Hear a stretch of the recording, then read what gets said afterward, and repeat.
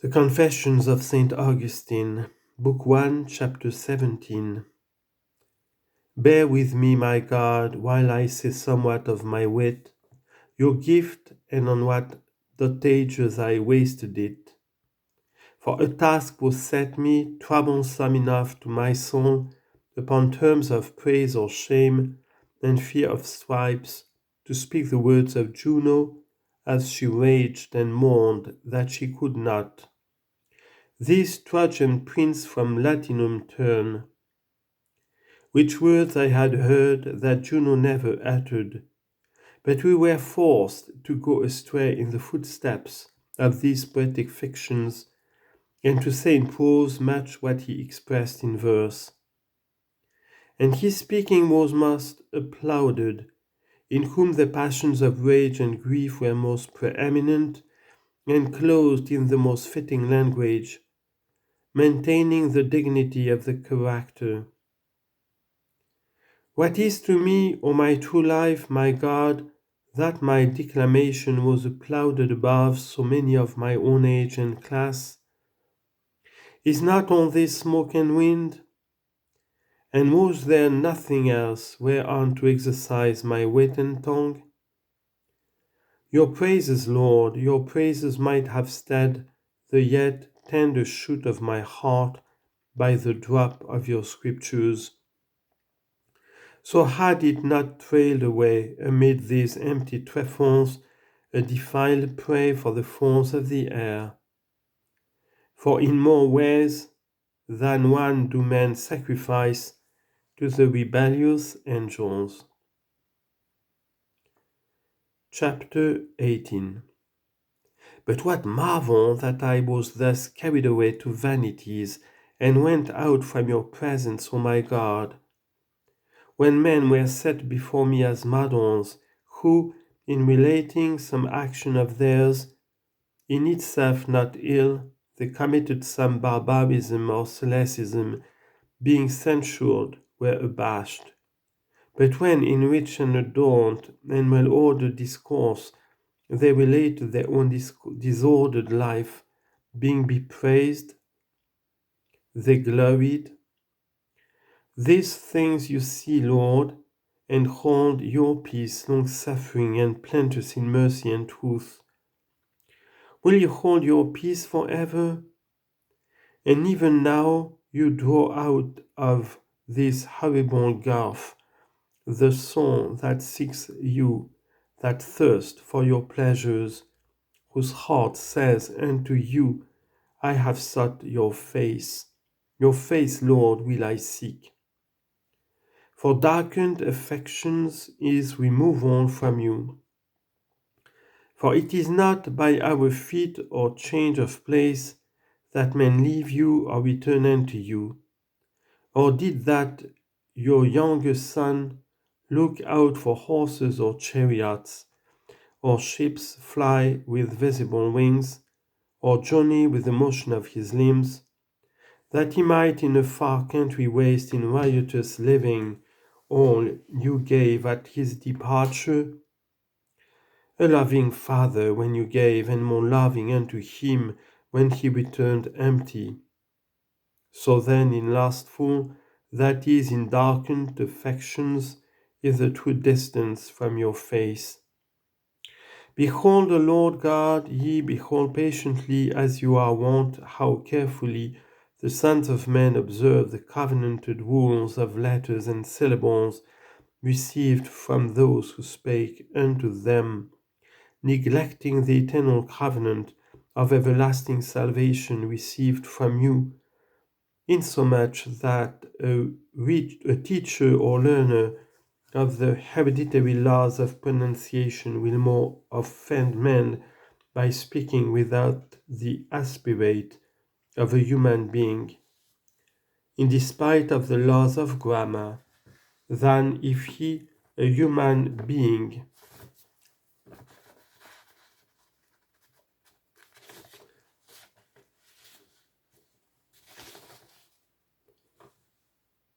hate a human being in despite of your.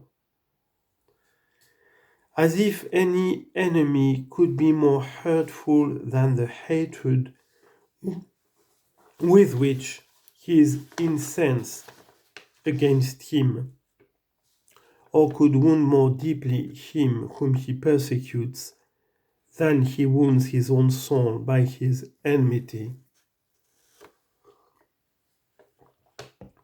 Assuredly, no science of letters can be so innate as the record of conscience, that he is doing to another what from another he would be lost to suffer. How deep are your ways, O God, you only great, that sit silent on high, and by an unwearied law, dispensing penal blindness to lawless desires. In quest of the fame of eloquence, a man standing before human judge, surrounded by human throng, declaiming against his enemy with fierce hatred, will take heed most watchfully lest by an error of the tongue he murder the word human being, but takes no heed lest, through the fury of his spirit, he murder the real human being. This was the world at whose gate unhappy I lay in my boyhood. This the stage where I had feared more to commit a barbarism than having committed one to envy those who had not. These things I speak and confess to you, my God, for which I had praise from them whom I then thought it all virtue to please. For I saw not the abyss of vileness wherein I was cast away from your eyes. Before them, what more fall than I was already displeasing, even such as myself? With innumerable lies deceiving my tutor, my masters, my parents, from love of play, eagerness to see vain shows, and restlessness to imitate them. Theft also I committed from my parents' cellar and table, enslaved by greediness, or that I might leave, or that I might have to give to boys who sold me their play, which all the while they liked no less than I. In this play too I often sought unfair conquests, conquered myself meanwhile by vain desire of preeminence. And what could I so ill endure, or when I detected it, upbraided I so fearlessly, as that I was doing to others, and for which, if detected, I was upbraided, I chose rather to quarrel than to yield. And is this the innocence of boyhood? Not so, Lord, not so. I cry your mercy, my God. For these very sins, as riper years succeed, these very sins are transferred from tutors and masters, from nuts and balls and sparrows, to magistrates and kings, to gold and manors and slaves, just as severer punishments displace the cane. It was the low stature then of childhood, which you, our King, did command, as an emblem of lowliness, when you said, of such is the kingdom of heaven. Yet, Lord, to you, the Creator and Governor of the universe, most excellent and most good, thanks were due to you, our God, even had you destined for me boyhood only.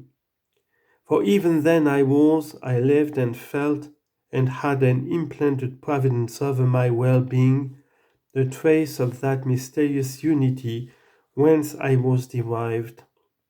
I guarded by the inward sense the entireness of my senses, and in these minute pursuits, then in my thoughts on things minute, I learned to delight in truth, I hated to be deceived.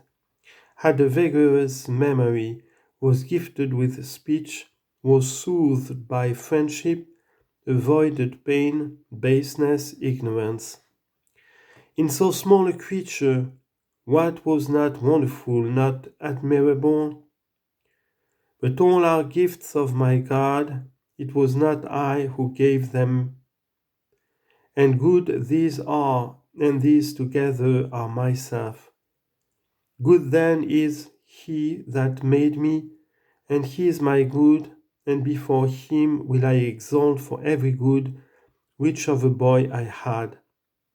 For it was my sin, that not in him but in his creatures, myself and others, I sought for pleasures, sublimities, truth, and so fell headlong into sorrows, confusions, errors. Thanks be to you, my joy and my glory and my confidence, my God, thanks be to you for your gifts. But do you preserve them to me? For so will your presence, for so will you preserve me, and those things shall be enlarged and perfected, which you have given me, and I myself shall be with you, since even to be you have given me.